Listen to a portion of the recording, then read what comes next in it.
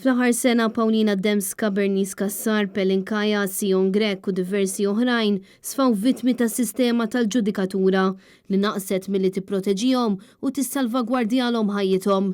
Din mhix kwistjoni partiġjana, irrispettivament mill-lealtà politika, il-protezzjoni u d-dinjità tal-ħajja umana m'għandhom qatt jiġu kompromessi.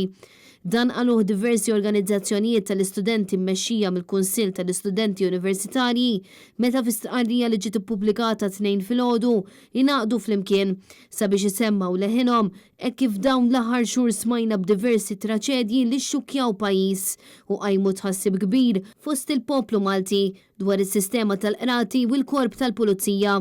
L-istudenti saħqu li issa aktar minn qatt qabel hemm bżonn li tiġi diskussa riforma fis-sistema tal-pulizija kif ukoll is-sistema tal-ġudikatura. Fl-istqarrija huma qalu li ħadd ma jistħoqlu jiġi stuprat jew maqtul kisaħ u bieret. Dan minkejja diversi rapporti li jkunu saru għand il-pulizija għal xhur sħaħ. L-istudenti qalu wkoll li hija inaċċettabbli li familja tistenna 18 sena sabiex forsi ssir ġustizzja ma' qarib li safa maqtul u mor mifalqa fl-2005. B'appell wieħed l-istudenti saħħu li jeħtieġ aktar effiċjenza fih dan il-korp tal-pulizija b'aktar riżorsi u mekkaniżmi sabiex il-pulizija jkunu jistgħu jwettqu xogħolhom u jipproteġu lil vittmi, speċjalment dawk il-persuni li jispiċċaw vittmi ta' fastidju sesswali, vjolenza fiżika jew vjolenza psikoloġika.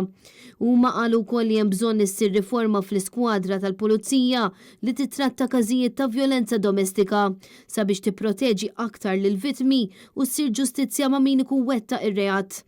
Apparti dan l-organizzazzjonijiet b'vuċi waħda nsistew fuq il-bżonn ta' żieda ta' ġudikanti, speċjalment fil-qorti tal-familja u tal-kriminal.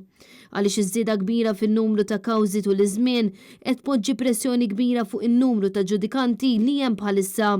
L-organizzazzjonijiet innutaw li Malta għandha waħda mill-inqas rati ta' imħalfin ras għal ras fl-Unjoni Ewropea u din l-isfida għandha tiġi indirizzata minnu fih. L-istudenti appellaw lil ministri tal-Gvern sabiex jikkonsidraw li jiltaqgħu magħhom u jiddiskutu l-idejat tagħhom sabiex jiġu implementati riformi eżistenti b'mod aktar effettiv u jintroduċi riformi ulterjuri sabiex jitnaqqas id-dewmien fil-qrati Maltin.